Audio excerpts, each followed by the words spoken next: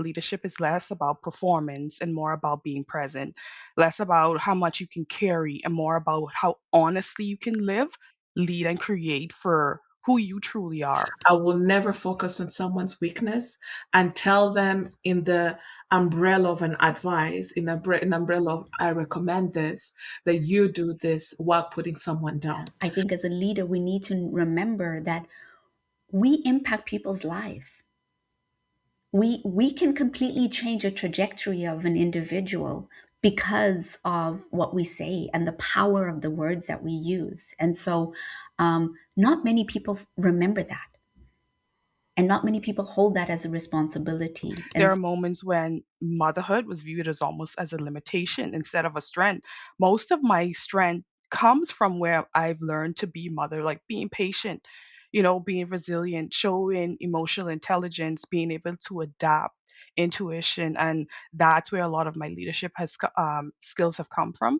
hi there, welcome to Unspeakable Leadership, a space that transcends time, borders, and barriers to reclaim our stories as women of color, leading in organizations, communities, and in our own lives. I'm your host, Rohene Bouajram. With a 20-year career trajectory of leadership, an aspiring storyteller, mom of a son and a fur baby, first-generation immigrant, and uninvited guest in Canada, I want to thank you for being on this journey with me. Let us grow together in conversation.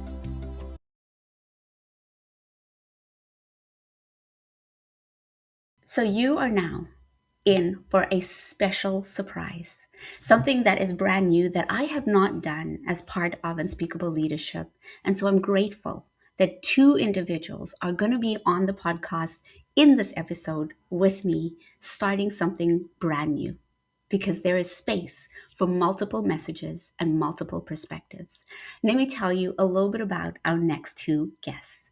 Our first guest is Donnette Burrows. Donnette is the voice behind Simply Aligned Life, where she shares honest reflections on motherhood, ambition, and building a life rooted in alignment. With a background in finance and a passion for helping others create clarity in both life and money, Donnette brings a grounded, real world perspective to leadership. As a mother, creator, and storyteller, she challenges the narrative that women must choose between being present at home and powerful in their pursuits. Through her work, she inspires others to redefine success on their own terms and to lead from a place of intention, balance, and self trust. I am so grateful very shortly to introduce you to Donnette. We also have June. June Muvunyi is a seasoned HR director in the nonprofit sector, a wife and a mother of two. She leads people strategy and leadership at Rain City Housing while challenging traditional systems that were simply never designed for people to truly thrive. As a board director with Better, Not Bitter, and a contributor to the YWCA Women of Distinction Awards nomination committee, she is deeply committed to advancing women's leadership. A mentor and women's empowerment advocate, June is known for redefining leadership, centering purpose, accountability, and authenticity over permission. Thank you so much from the bottom of my heart, Donnette and June, for being here today on season 5 of Unspeakable Leadership. I appreciate. Absolutely. So I know it's going to be a bit hard because let's be honest, we're in a room, a virtual space. It is hard to know when we're going to add one sentence or another. So feel free to just jump in. Maybe I'll start off with you, Donnette. I would love to hear from you as you hear the words that you have shared in terms of your bio. What missing pieces do you want us to know about your leadership journey? For me, I would say, first of all, thank you for having me on the show, on the podcast. And my leadership journey honestly started long before any title. I held. Yeah. It started with honestly being able to survive, being responsible, being, in motherhood, rebuilding and learning how to navigate those spaces where I often felt I had to prove myself even, Mm. sometimes twice as hard. Yeah. For a long time, I thought leadership meant achievement, being productive, being dependable, holding everything together. I became very good at carrying pressure quietly most of the time and performing strength externally. But over time, I realized that leadership without that alignment came with a cost. Mm. I was successful in many ways on paper, but yet disconnected from myself in the process. And when I started to shift, that helped me to understand that leadership is less about performance and more about being present, less about how much you can carry and more about how honestly you can live, lead, and create for who you truly are. Now my work and my platform may be quiet, but it's always been a way for me to share myself in a Mm. way that's rooted and understanding for others to relate to. Oh my gosh. And I feel like I can relate to that already. I'm like, yes, yes, yes. And thank you for highlighting, the importance in which productivity and performance have been the defining characteristics behind leadership, which almost takes away from the humanity that we all hold. So I just want to dishonor and uplift that particular piece amongst the many other incredible things that you shared. June, you have done so much and you have led so many individuals in the sector that you are doing incredible work in. Would love to hear from you. What has been your leadership journey? Thank you so much, Rohene. Thank you for having us today.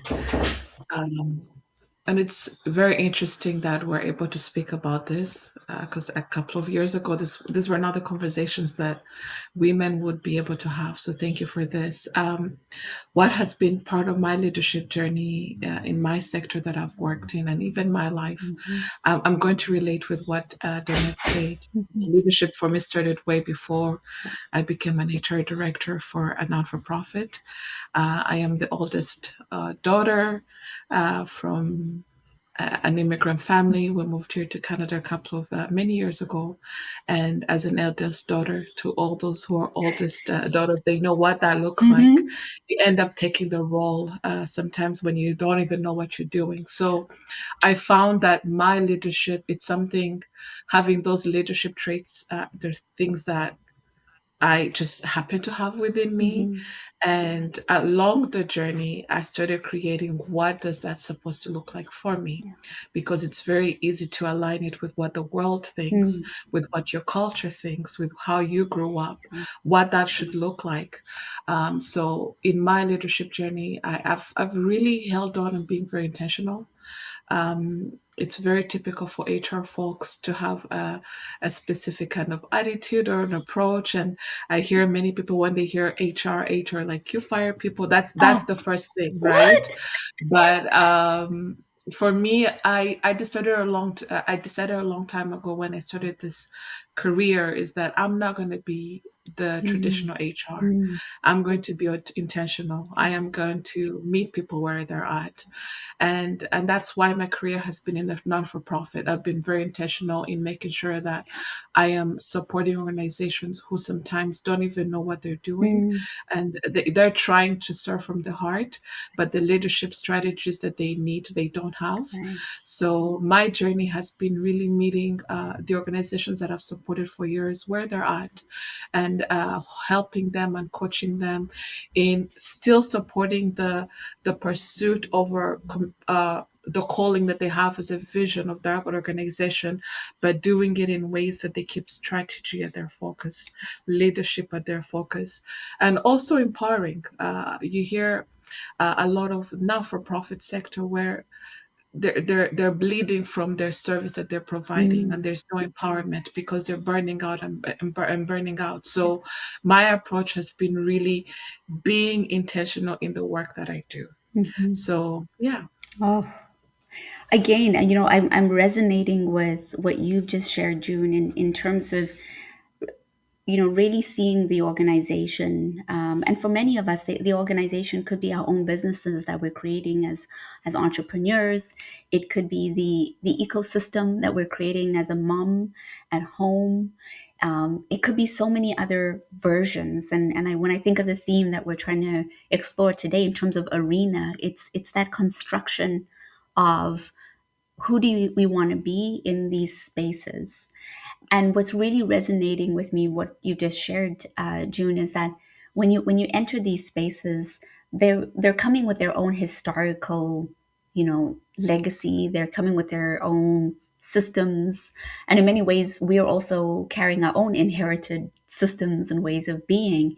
And so, to make that decision and that choice to shift differently and be differently, that takes it takes an enormous amount of courage to see the arenas or the spaces for what they are, and the beautiful successes that they bring, but to also see a tension that Mhm. exists in you making that decision and that choice to choose differently.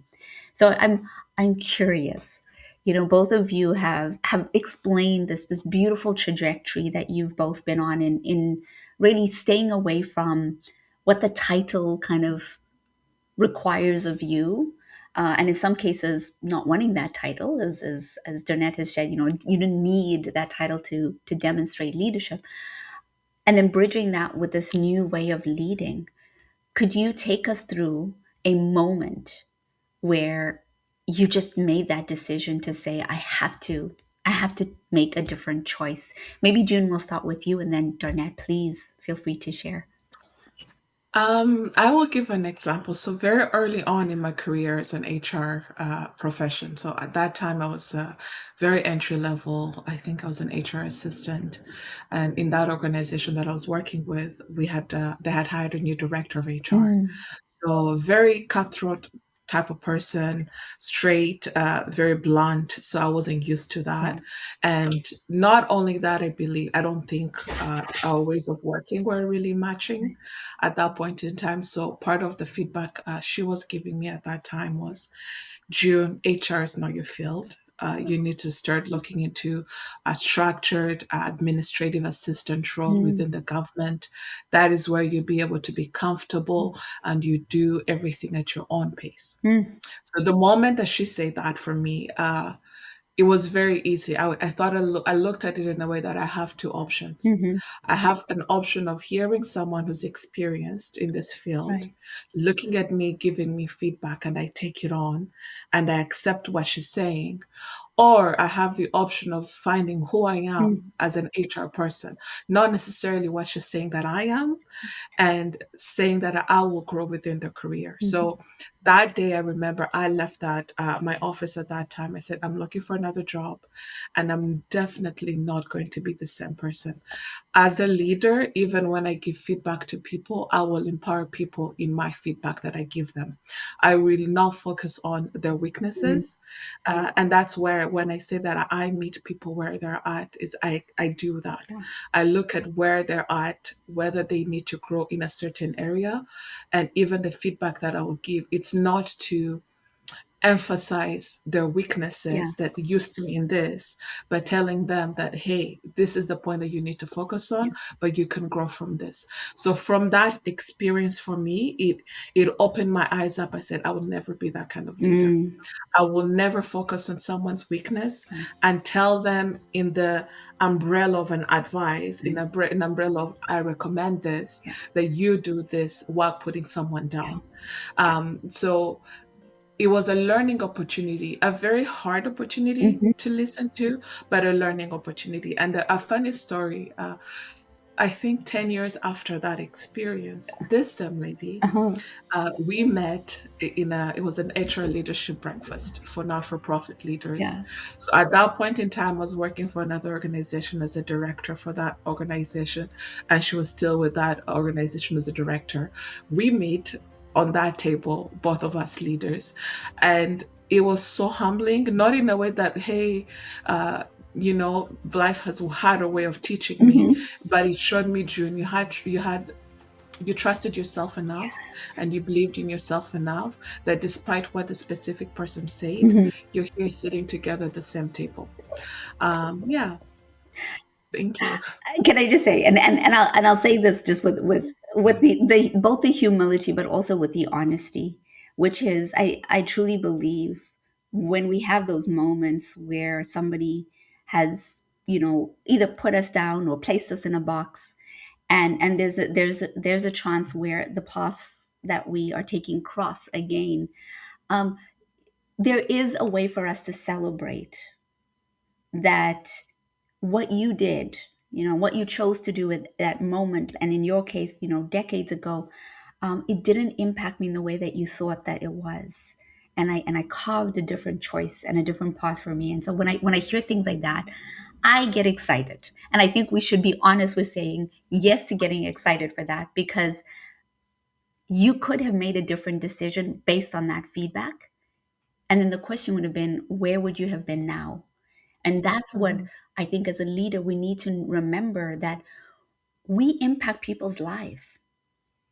We can completely change a trajectory of an individual because of what we say and the power of the words that we use. And so, not many people remember that. And not Mhm. many people hold that as a responsibility. And so it's just, yeah, for me, when I hear things like that, I'm like, yes, good. Like, So true. right, Jeanette? Like, it's like, come on, yeah. Okay. Donnette, tell us. So there's absolutely been a lot of moments where the definition or the traditional definition of leadership stopped fitting for me. Recently, I've been challenged in that role after returning to work from maternity leave, and it's been like, whereas trying to choose between whether I show up for my kids or put 100% into my job, and while I'm doing both, I think that's being questioned. I'm being, hey, can you really do this? And I remember recognizing like how much of my worth had become tied to output, Right. the productivity, the titles, the recognition, Mm, being needed as a mother. Especially, I feel like this unspoken pressure to constantly prove that ambition and motherhood cannot coexist. mm, And I'm honestly like, I'm here, I'm showing up every day. I may not show up with 40%, 100%. I may give you the 40%, but that's my 40%. And it's all I have because they are there. I have to show up for them as well. There are moments when motherhood was viewed as almost as a limitation instead of a strength. yeah, Most of my strength comes from where I've learned to be mother, like being patient, being resilient, showing emotional intelligence, being able to adapt, yeah, intuition, and that's where a lot of my leadership skills have come from. Also, transitioning from a new country, like it's only been about yeah, 3 years so far, and we've been able to adapt, hold each other together, look at different managing different schedules, trying to make sure that the kids have, their life, my life, while no one's being put down. yeah, I think I've stopped trying to fit in to yeah. systems.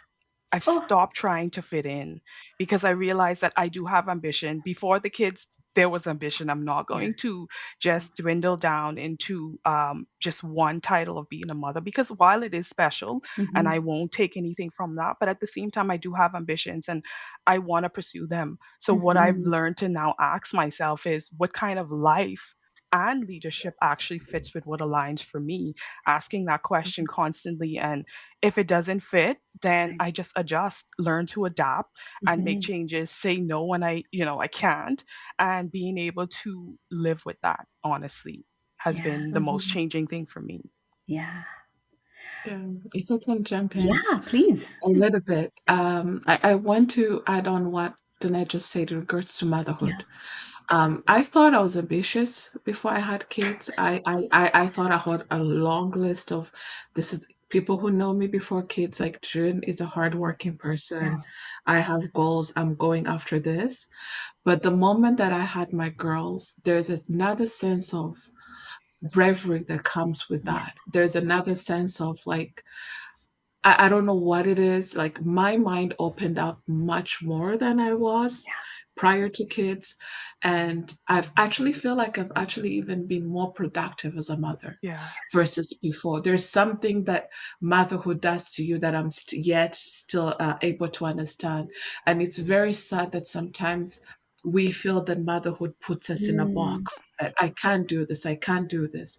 But in reality, for me, what it has actually happened is that I've realized I can do this. right. Like, if I can do what I'm able to do, handling two kids Mhm. and Yeah. juggling different schedules, making sure they're in school, home, supper, ready, everything, and I still able to work on my goals, I can do anything. Yeah. And Exactly. nobody can tell me anything other than that, right? So I just wanted to add that on, Donnette. Like, it's amazing. I believe that motherhood, it's actually more than a blessing. I think it just expands us. It shows us that we're so powerful that we're Right. able to do beyond what we think we can do.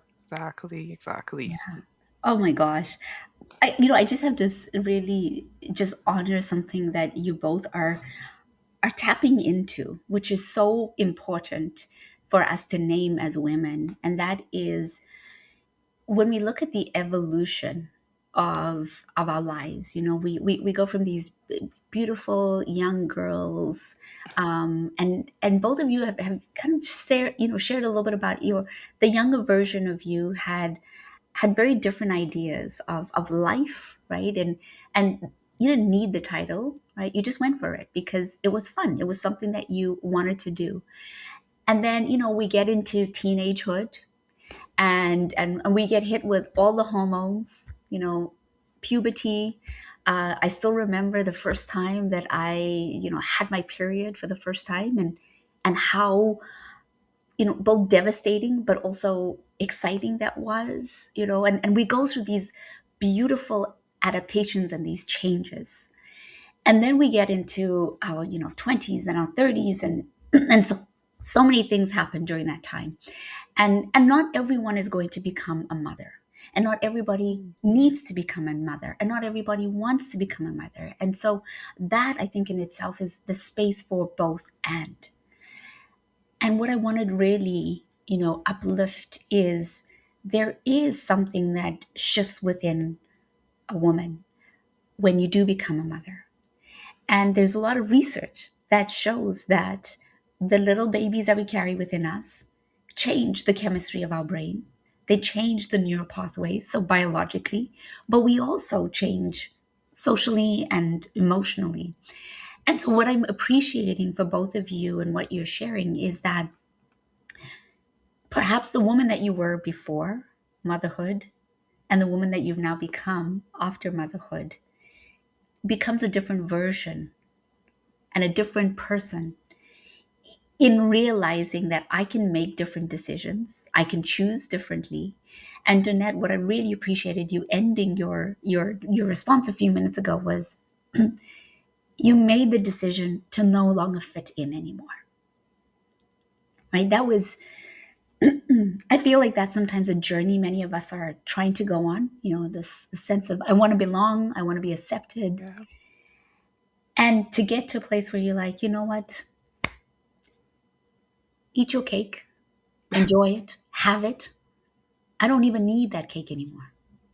I can go off, I can find my own cake, I can find my own spaces, and that's where I choose to be. So it is powerful to unsubscribe. And that's what you are Mhm. both sharing is Mhm. press that unsubscribe button because you will find the right place where your subscription, your membership, your honesty, your leadership is going to be celebrated and welcomed. So I'm just like, yes, yes, yes. Mhm. Yes. So here's a question for both of you. The arena. Now, the arena can mean different things. And I really, I welcome the different definitions that everybody has, either chosen to define or share from. And the arena can sometimes feel like a game, right? Some people will say a game of checkers, some people say a game of chess. But what I also think is the arena is also about making peace with some of those disappointing expectations, including maybe the ones that you have held close to your heart, and also bridging that with the choice that you both have made in leading on your own terms. So my question for both of you, and maybe we'll start with Donnette and then move to June, which is, what did you have to let go of in order to truly lead, but also live fully as yourself? For me, it's letting go of needing validation. I think that was something I looked for a lot, Hmm. like putting myself out there, wanting to be heard, seen, and waiting for the validation to say, well, oh yeah, I've made it. Oh, I've done the thing. And when you don't see support, Mm, when you don't see the goal that you envision turn out to what you expected, that can hurt, honestly, it can. yeah, So letting go of the validation, letting go of what it looked like in my mind, and then saying, you know what, asking myself another question. Would you still do this even if no one showed up? Would you still be the same person if you didn't have the same support, or, still showing up, yeah, making sure that my integrity is still intact, making sure that the impact, even if it's just one or two persons, um, making sure it's aligned. And I think that's where a lot of my peace came from, that it's aligned. It's something that I'm working through. I'm also learning to adapt to, making sure that mm, it makes me feel good alongside maybe one or two other persons. But I started to value the ability to create a life I no longer had to escape from as well. mm. Oh, Like, I'm not escaping from this life. Like, I actually like my life. I can say that with so much, like, honesty. Like, I love my life now. And leadership now means having the courage to move differently even when disappointment comes along. I recently started a business, like, during my mat leave, and it wasn't like something I had expected, but it didn't pan out the way I wanted to. So mm, sharing this in this space right now, it is heavy, but I'm trusting my pace. yeah, Like, I'm also trusting that things will work out.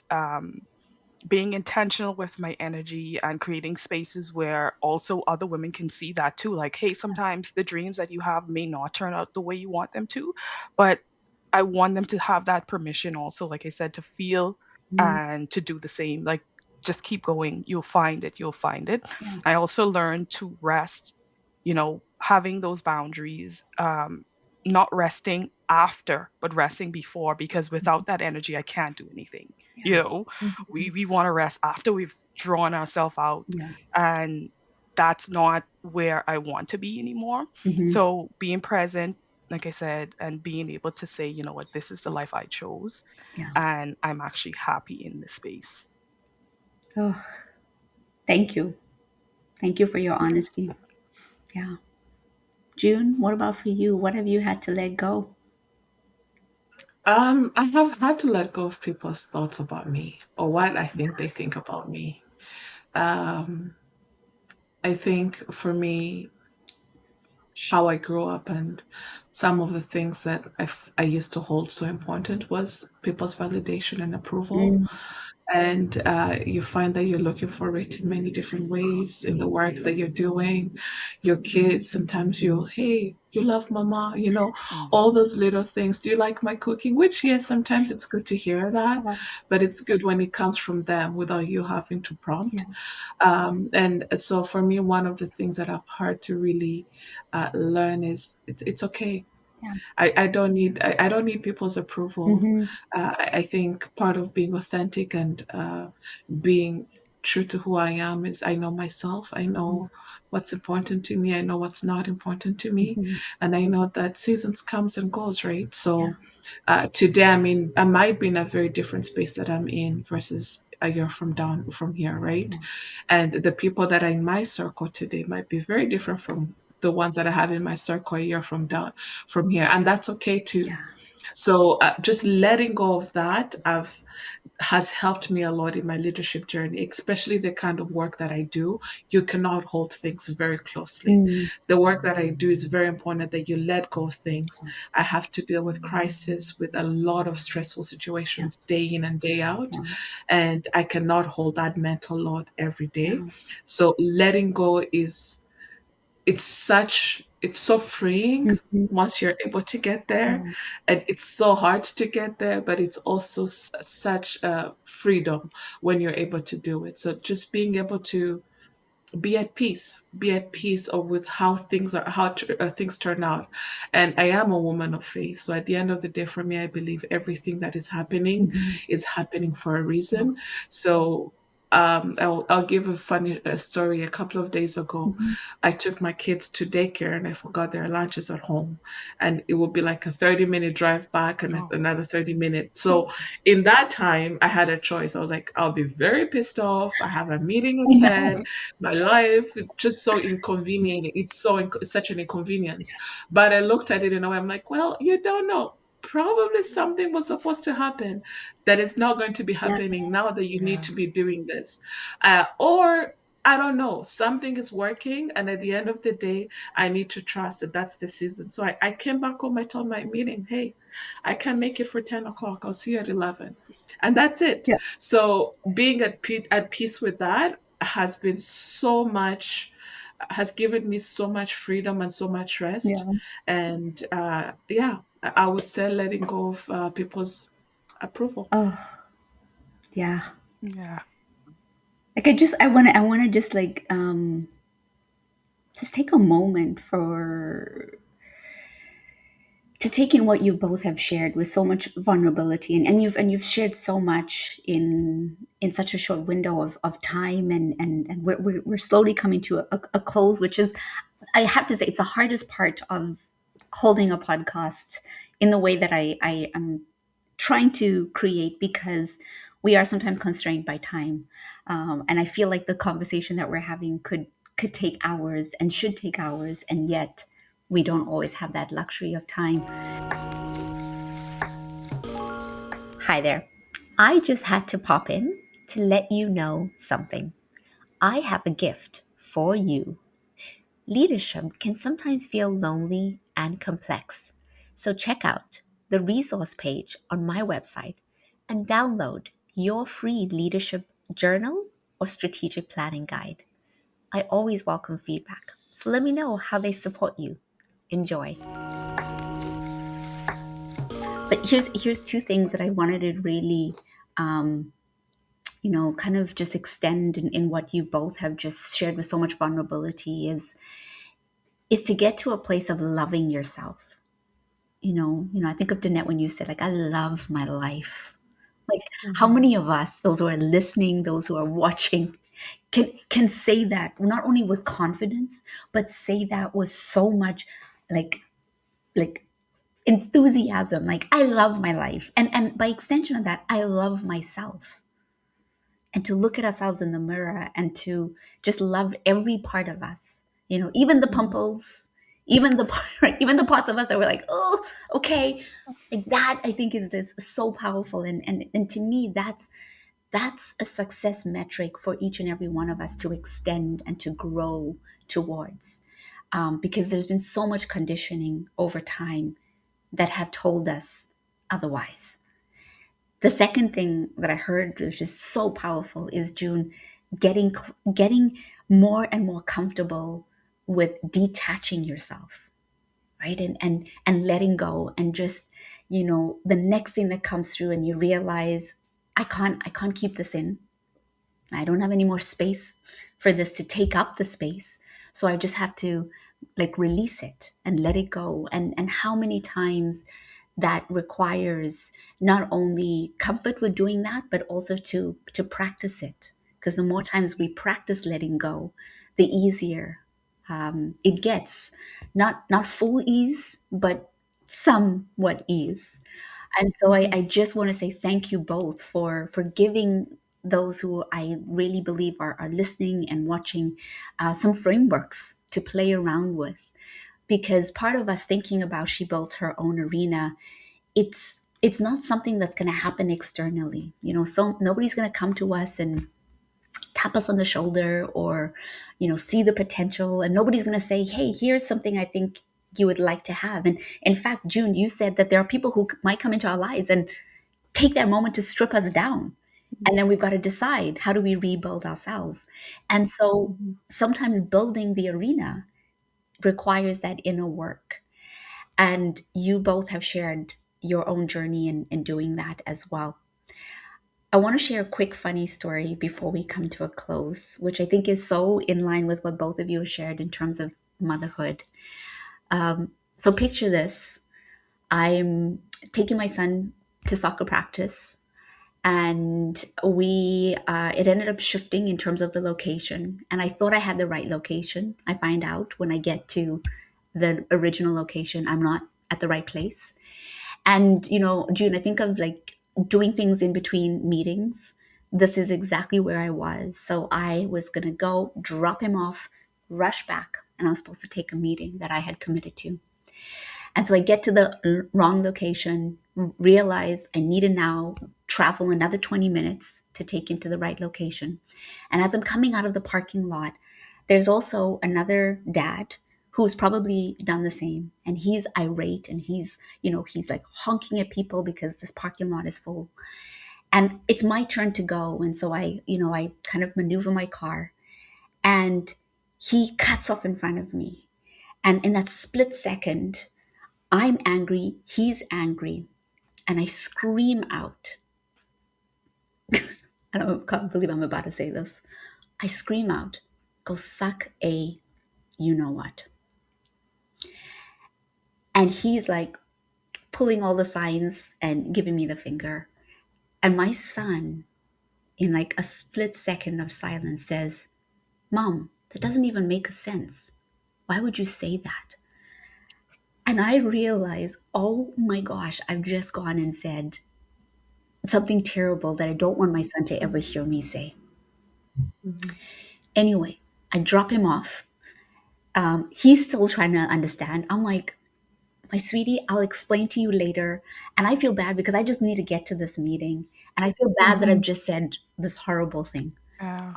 Mhm. I drop him off at soccer practice. I tell him that I'm going to explain to it. And it gives me about probably 6 to 7 hours time for me to not only decompress, but for me to come up with something that is going to be understood by him, because he is very intelligent and requires a lot of details. So I come back, I pick him up, and he gets into the car, and he's right away, he says to me, "Okay, so explain to me." Like waiting. Like waiting. He's like, "You've made me wait. I have the whole practice. I've been trying to understand." Thinking about it, yeah. So, so I'm like, "Yes, you're right. And I'm so sorry you had to wait." So I explain. I say, "You know what? I put these two things together." And I said, so, when you suck a lemon, and you have that face. I said, that's kind of what that man's face was like. So I was like, "Go suck a," and I said, instead of saying "go suck a lemon," I was like, that's what his face looked like. And he goes, "Oh, okay." Right. So he accepted that part of the explanation. And then I said, and the other part, sometimes the name Richard is short, like it's shortened to Dick. And he kind of looked like a Richard. And so my, my son goes, "Yeah, but what if that's not his name?" And I said, "Yeah, I know, that's true. I just made the assumption." And so by mistake, it just came together.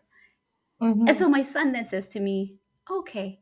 He goes, "I just was wondering if the reason why you chose the word Dick was because, that thing doesn't do much. Because, mom, being a mom is hard, and you had to go through a lot to bring me into this world." And Wow. so I was floored.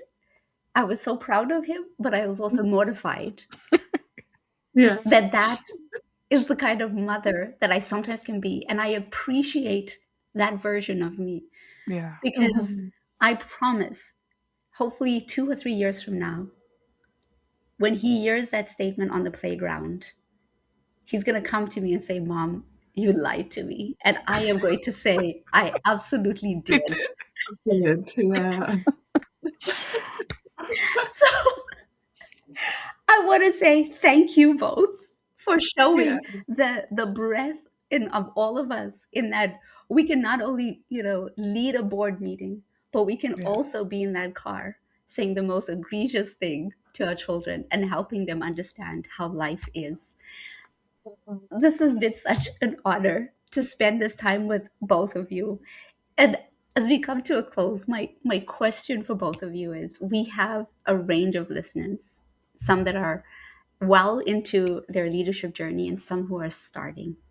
As you think of them who are listening and watching and really taking in everything that you've shared, what would you tell someone who is ready to define their own arena? June, how about we start with you and then we'll come to Donnette? So what I would say is this, and this is something that I've been thinking about actually for a couple of weeks even. Um, I would say you will find the right people if you stay true to yourself. And the reason why I say this is that I think with our society, with the tradition, and as women we can be very competitive and we can be Yeah. very mean to each other. I will say this. So sometimes you feel that for you to also get on top or lead or have a specific title, you need to step on someone or you need to put someone down for you to shine. And all of that, yes, you might do that. Yes, you Mhm. might get there, but I don't know how long you'll stay there. Yes. And the character that you have will really speak on who you are more than those Yeah. titles. So I want to really encourage anybody who will ever listen to this Mhm. is that be so true to who you are as Mhm. a person. Don't try to fit in into what so and so says or what the society says or whatever, whichever capacity, whatever you're pursuing. Don't try to fit into what they're telling you that you need to be. You can be who you are and stay true to who you are, and you will find the right people that will help you get where you need to go. And at the end of the day, there's always those right people. I believe that if you stay to who you are, you meet the right people that will support you, that will walk with you, and that will help you get to where you need to go. And if anybody can take that, and that's what I always tell my girls too, you be true to yourself, honey. Do not try to be anybody else but you. Thank you. Thank you. I Mhm. felt that. Donnette, what about you?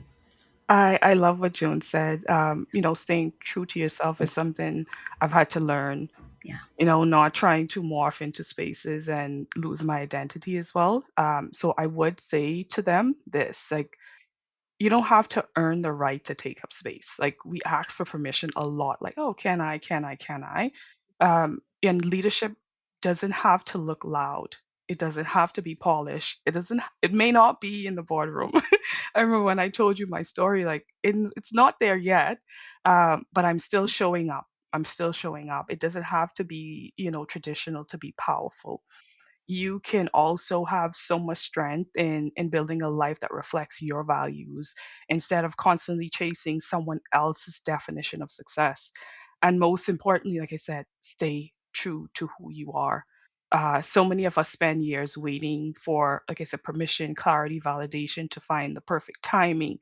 But some of us, even myself, the most transformative moments in my life came when I chose to be um, myself before I had all the answers.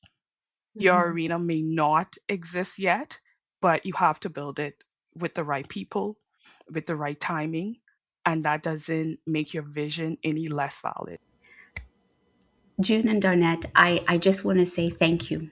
Thank you from, I don't know, I can't even say the bottom of my heart. I'm gonna say the depths of my soul for what you have both shared in terms of really sharing a message for anyone who is sitting there at not only crossroads but also looking at their life and wondering what else is possible and who might they need in order for them to truly make that decision of their arena. And throughout our time, you have not only used your experience as a way of people relating and connecting, but you've also been vulnerable enough to say, this was something that you had learned and you had chosen differently. I just want to say thank you for being here, for being on season 5 of Unspeakable Leadership. And as we bring our time to a close, many of our listeners and our viewers often want to connect with our guests. And so we will have all of your socials and your websites and every way to connect with you. What I do offer our guests is there one thing that you want our listeners and our viewers to take you up on? Donnette, let's start with you and then we'll go to June. I run a blog weekly. Every week, I share topics around motherhood, faith, and just balancing life and work. Also, ambition. I do share most of my stories on my Instagram and TikTok, mostly and some on Facebook as Yeah, well. So if you're ever looking for a little quick read, something that you want inspiring for the week, hit me up on Thursdays. I usually post every Thursday morning. amazing. Thank you. June? You So for me, I do have an HR consulting company, Seller Consulting, that is on socials as well. But most importantly, I think what I hold so close to me is mentoring and coaching. So women, young women, if you would like to be able to connect with me, please feel free to go through my socials, and especially those who are growing into their leadership journey. Yeah. Thank you. Thank you both for your willingness to connect and what you both offer and the gifts that you have in this world. And thank you so much for being on Unspeakable Leadership. It has been a pleasure to be in conversation with you both, and I appreciate you. Thank you. Thank Thank you, you. Rohene. If this episode spoke to something you have been quietly carrying, don't let it end here. Subscribe to Unspeakable Leadership and join thousands of listeners and viewers around the world who are redefining leadership on their own terms. Every week of each season, we unpack conversations most people avoid: power, identity, reinvention, grief, ambition, courage, the cost of shrinking, and the freedom of becoming. This podcast isn't surface level. It's honest, it's layered, it's the kind of conversation that stays with you long after the episode ends. So I'm going to ask you for a favor. Subscribe to this podcast, leave a review, or share the episode with somebody who needs to hear it. Because every share helps the stories that you hear reach the people who have been searching for the language, the clarity, and the right nudge to lead differently. And if an episode has moved you, tell me. I always love hearing from you.